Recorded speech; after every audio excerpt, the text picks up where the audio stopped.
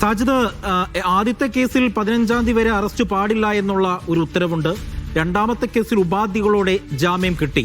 പാലക്കാടുകാർ ഒന്നടങ്കം ചോദിക്കുന്നു, രാഹുൽ മാങ്കൂട്ടത്തിൽ നാളെ വോട്ട് ചെയ്യാൻ പാലക്കാട് എത്തുമോ എന്നുള്ളത്.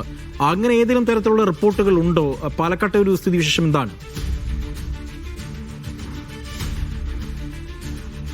അജി, വോട്ട് ചെയ്യാൻ രാഹുൽ മാങ്കൂട്ടത്തിൽ നാളെ എത്താനുള്ള സാധ്യതയാണ് ഉള്ളത്. കാരണം 2 കേസുകളാണ് നിലവിൽ രാഹുൽ മാങ്കൂട്ടത്തിനെതിരെ ഉള്ളത്. ആദ്യ കേസിൽ ഈ മുൻകൂർ ജാമ്യം ലഭിക്കാത്ത സാഹചര്യം ഉണ്ടായി. അതിൽ പിന്നീട് ഹൈക്കോടതിയിൽ പോവുകയും ഹൈക്കോടതി അറസ്റ്റ് ചെയ്യരുത് എന്ന് പോലീസിന് നിർദ്ദേശം നൽകി. 15-ാം തീയതിയാണ് ആ കേസ് പരിഗണിക്കുക.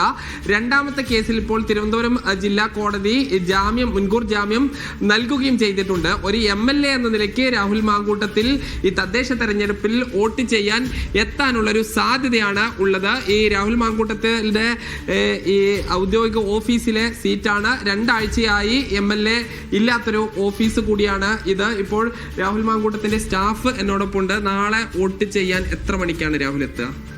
അല്ല, വോട്ട് ചെയ്യാൻ വരുമോ എന്നുള്ളതിനെ കുറിച്ച് തന്നെ പറഞ്ഞിട്ടില്ല. ഞങ്ങൾ നമ്മൾ കോണ്ടാക്ട് ചെയ്തിട്ടില്ല ഇതുവരെയായിട്ട്.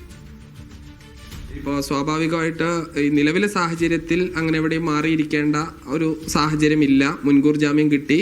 അടുത്ത് 15-ാം തീയതിയാണ് പരിഗണിക്കുക. ഒരു MLA എന്നുള്ള നിലയ്ക്ക് വോട്ട് ചെയ്യാൻ എത്താനുള്ള സാധ്യതയല്ലേ ഉള്ളത്?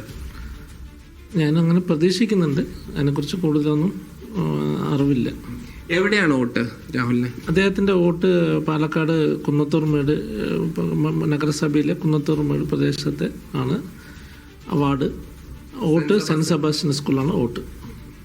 ഇപ്പം ഈ MLA ഇല്ലാത്ത 2 ആഴ്ച ഓഫീസിന്റെ പ്രവർത്തനം എങ്ങനെയാണ്? ഓഫീസിൻ്റെ സാധാരണഗതിയിൽ തന്നെ പ്രവർത്തിക്കണം. രാവിലെ മുതൽ വൈകുന്നേരം വരെ ഉണ്ട്. അത്യാവശ്യം വരുന്ന ആളുകൾക്ക് പെരുമാറ്റച്ചട്ടത്തിൻ്റെ നിയന്ത്രണത്തിൽ നിന്നുകൊണ്ട് ചെയ്യാൻ പറ്റാവുന്ന കാര്യങ്ങൾ ചെയ്തു കൊടുക്കുന്നുണ്ട്. ഈ രാഹുലിന്റെ പേഴ്സണൽ അസിസ്റ്റന്റ് ആണ് നമ്മളോട് സംസാരിച്ചത്. ഈ രാഹുൽ മാങ്കൂട്ടത്തിൽ പാലക്കാട് MLA ആയതിനു ശേഷം അദ്ദേഹത്തിന്റെ ആദ്യ വോട്ടാണ് പാലക്കാട്ടേത്.